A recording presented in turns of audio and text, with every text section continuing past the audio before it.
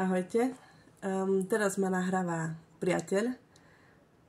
Je to podľa mňa teraz lepšie, lebo mi bude trošku aj pomáhať, a tuším, on nechcel byť vo videu.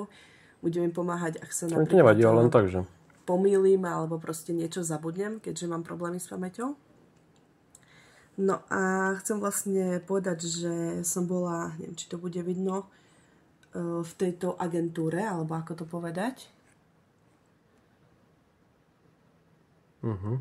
A to ešte takto to je, hej?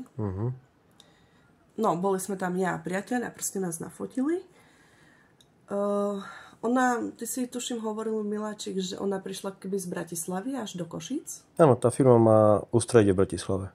Áno, vlastne prišla do Košíc, tam sme sa dozvedeli o takom fotení, tak si hovoríme, že na to pôjdeme, nie? Lebo sme chceli nejaké profesionálne fotky, ktorým by sme sa mohli prezentovať, keďže by sme radi pracovali nazvime tak všeobecne v sfére, kde ako keby je dôležité mať nejaké dobré, hlavne profesionálne fotky a podobne.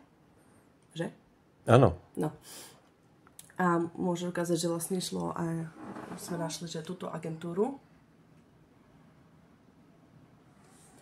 No a nechcem ako byť zlá, nejak očierňovať a podobne. Skôr by som chcela vedieť, či sa to stalo len mne, alebo som paranoidná, že vlastne sa to asi stalo len mne, nikto ma nemá rád, som škaredá a vlastne nárokom mi ako keby urobili zlé fotky, aj keď som im zaplatila, alebo to majú tak aj ostatní, alebo čo, neviem.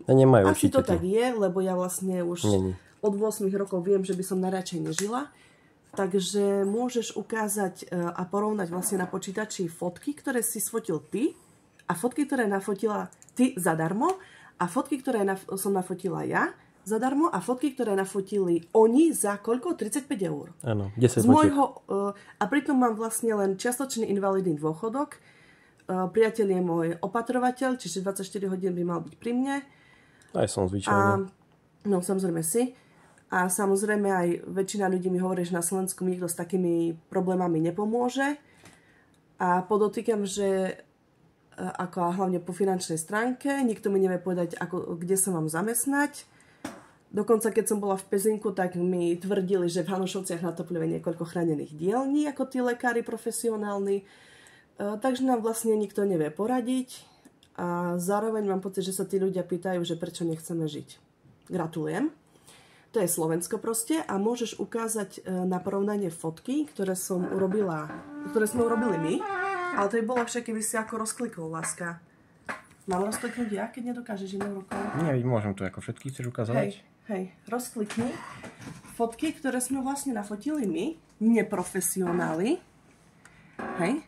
Toto sme fotili my, žiadna retuš, hej. Proste sme nafotili tak. Chcela som mať ešte pamiatky. Maximálne, čo som urobila, tak som tie farby upravila, ale žiadna retuš a podobne. No. A teraz, kde nájdem tie fotky, ktoré, tam sú fotky z castingu daj. No a teraz sa pozrite na tie fotky z castingu, kde vyzerám ako totálne zhúlená. A to musím pri tom povedať, že ona sa netvorila tak na roko, že tak vyzerala. To proste ten debil fotografiu takto sfotil. Čiže fakt to je... Ja som sa nevedela, ja som nemala pred sebou zrkadlo, odkiaľ som mala vedieť, jak sa tvarím. A ešte ten fotograf robil to, že on povedal, pozrite. Nepovedal nič iné. Ale on fotil. Cvak, a ďalej. Takže... Ako keď ma totálne odpinkal. Áno, čiže človek musel sa pozvať úplne sám, on svakal fotoaparátom a koniec, dovidenia.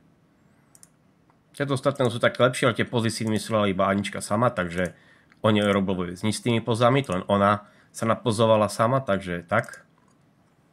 Koniec. Dobre, to je všetko, takže ja by som ako hlavne chcela vedieť, či sa takéto veci stali len mne, pretože keď som pozerala na tú stránku ako na Facebooku a podobne, tak tam akože boli úplne normálne a skvelé fotky. Akože teraz som škaredá, mám zomrieť, alebo som neschopná, alebo čo?